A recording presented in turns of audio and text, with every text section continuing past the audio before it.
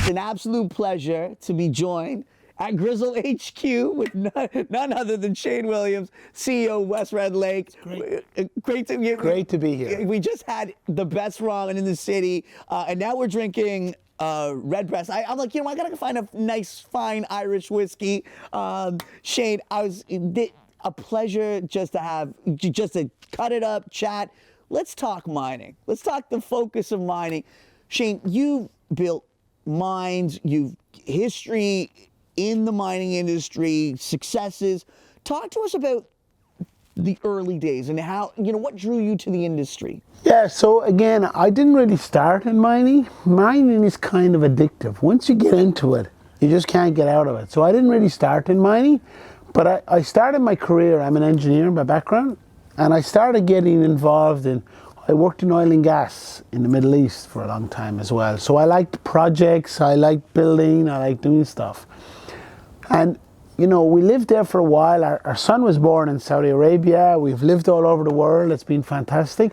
But when I came back, I really got into the whole mining thing. I love the opportunity to build something from nothing. Yeah. You know what I mean? Because you get mining and there's nothing there. There's grass, there's a hill, there's a mountain. Yeah. And you turn that into a mine, and that's really fascinated me because you have to use people, you have to work with people, you have to work with teams, engineering, you have to do the technical, you have to do a lot of stuff, and there's a lot of into it to build a mine. And that's just, a lot of people, young people today, they don't like mining, but I'm telling you, it's a fantastic career. But they don't know mining. They don't know mining. Right? They don't know the real mining. They hear a lot of the media, they hear a lot of things about mining, but when you've been in mining and you go from the soup to the nuts of everything through mining, it's so diverse. It's so amazing. And we were talking about, just the importance of mining, obviously at a society level where we've almost we don't even think about, right? We were talking earlier, this technology, the revolution, but no one questions where all these materials are coming from, right? It's almost like we've just, partitioned our brains to say, that we don't think about where this comes from. But the part that really was interesting is just that community empowerment that we were talking about, and not a lot of people really understand how important that is, to mining communities, especially in emerging countries. Mining is the lifeblood of economic wealth that can transform an entire community. Forget that, really. Young people today are very socially conscious. They want to help the world, but mining is the perfect opportunity. I've been involved in building mines in remote communities where there was nothing there. But the mining companies take the view that they're building in these communities, they're supporting these communities. We have outreach programs, we're working with the locals, they're employed in the mine. In a place in Turkey I worked, we created a whole vegetable garden, market gardens using the water from the mine. Everybody worked there, they supported them. So there's a whole community around mining, and I don't think people have a bad name of mining, but mining has some of the strictest regulations in the world. In Canada in particular, you have EA processes, environmental assessment processes, you have permitting, you have structure, you have government regulations. Mining in Canada is one of the best in the world, in my opinion. And we should be promoting mining in Canada rather than other countries. And we've so much resources in this country. Yeah, well, really good point on how rich we are endowed with resources. Yet when I look at where we sit right now, particularly geopolitically, China, when you think of all the raw materials and where they sit, Russia, this should be the era where Canada shines relative to China's and Russia's and all these. We have an opportunity to really step in and fill that gap. Well, at the moment, what's going on is the race to critical metals. Everyone's talking about critical metals. And China is pushing for critical metals in the world, around the world, Africa, different countries. And, we're very slow to respond to that. We're very slow in Canada and the US, but we're starting to. Yes.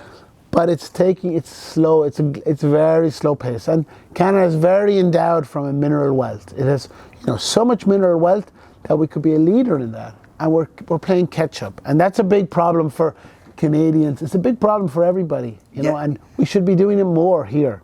That aspect of doing more and we have, like, the supply chains need to be fixed right now. Like, we need to get to localized supply chains where you don't get disruptions and, from well to wheel, right? So to speak, right? This is the opportunity for Canada as a nation to fill that gap. And I think at a very high level, when you think about the industry, right, and where we can grow, how do we attract young talent?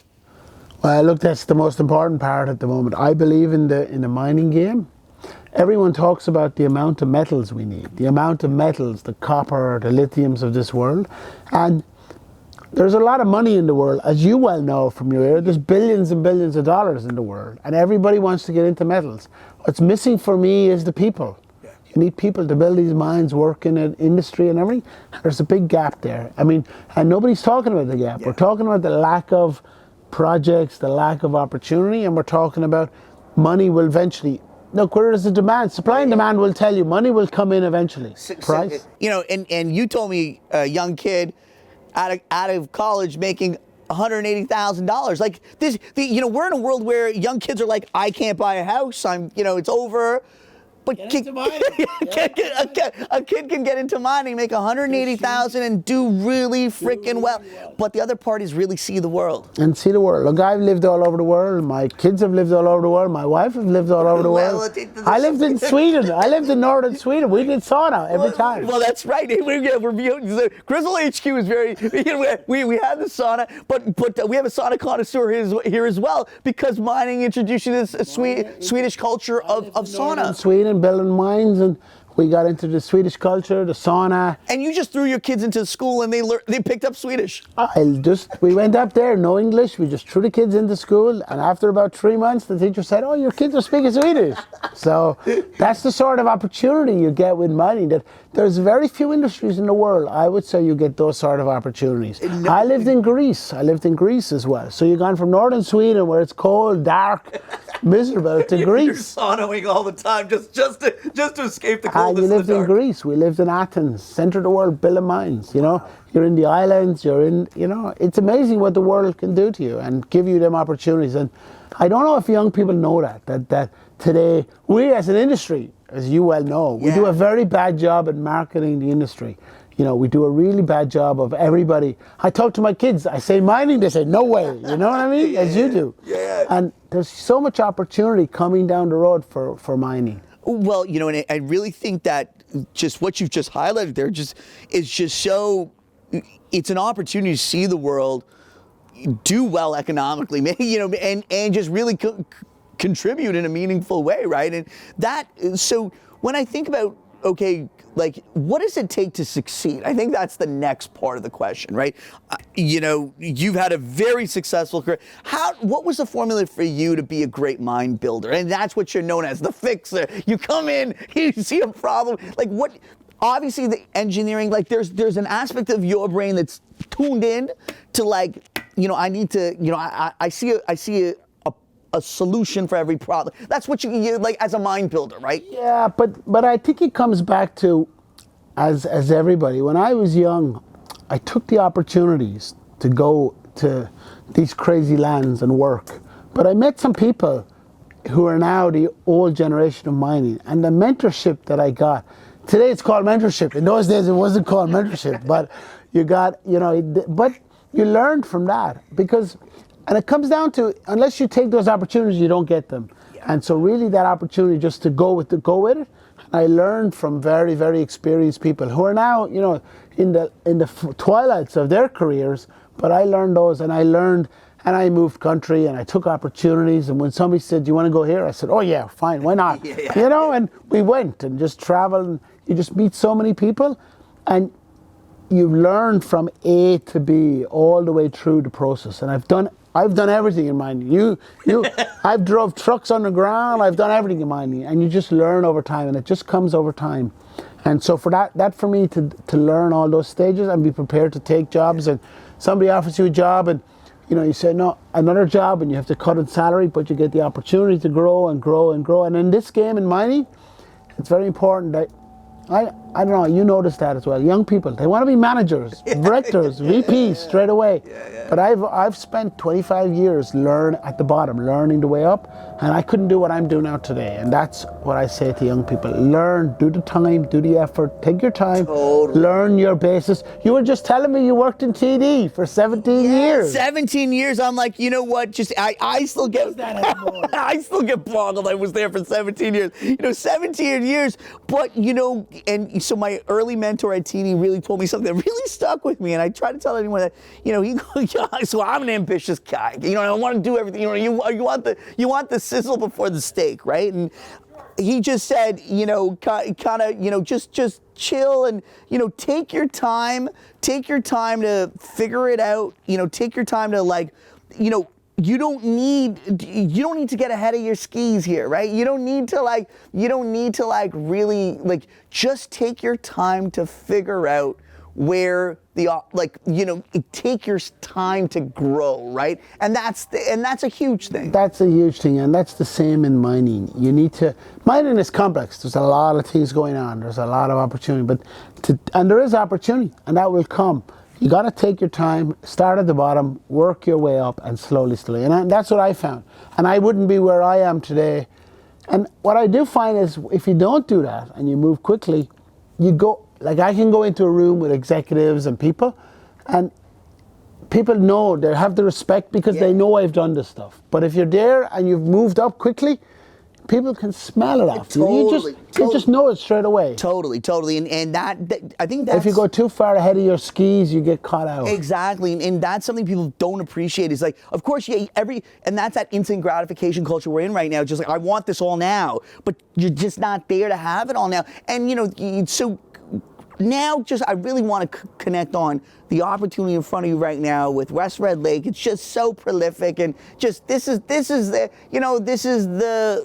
an important mine in Canada for gold, right? Talk to us about what's ahead of you. And I think, just to give the backdrop, we were talking earlier just about, how a gold miner is so well set up, particularly one that, in a certain market cap range. We're not talking the Newmonts, right? We're talking about the West Red Lake Golds, where you really have that opportunity to really crystallize a ton of value in a world that's printing money, and it's structurally set up for gold to be a great asset, but you want leverage to that asset. Yeah, one of the things, as you've noticed over the last number of years, is people love the leverage. We've had the cannabis, we've had Bitcoin. Yeah. We now have the uranium. The people flock to that leverage. They don't want the boring Newmonts. Nobody wants to be in the boring stocks anymore. The older guys, they like that. But the young and energetic, they want the leverage. They want that energy, Yes. Cannabis was like that. Bitcoin was like that many years ago. AI is like that now. Everybody's in AI. So, mining will be like that because there's a demand there. There's huge lack of supply. So you got to marry that leverage with the short for commodities, because otherwise it's hard to tell young people, okay, we're short commodities. They don't get it. Nobody knows anything's made of anymore and everything. So it's not a case of, look, you need commodities, thank you very much, go into this stock. But it's the leverage. To me, it's the mirror of the leverage with the demand for commodities. And if you can put those together, that's where you get the great growth. And that's kind of like what we've done with West Red Lake. We've gone and found an asset, pennies on the dollar, put it together in a potentially rising gold market. Even if gold doesn't rise, we've bought it so cheap that we're going to grow over time. So that's kind of, for me, if gold rises at the same time, you get that leverage. So it's gold on speed. Yeah, that's what it's like. And so you said one thing that really resonated with me with West Red Lake. You got two things, right? You got both the aspect of growing the value through the drill bit, which you're doing, and you're going to go into production.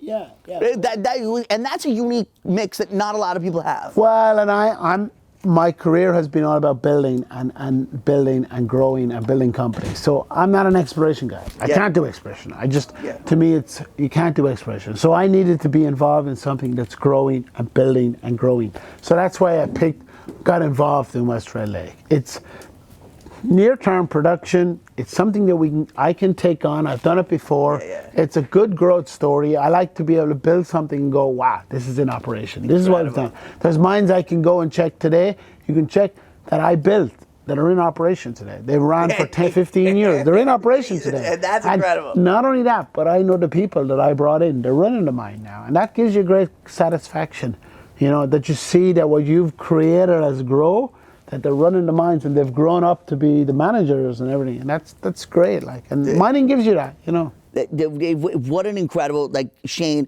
We're gonna do ramen again. Next time we're gonna get in the sauna.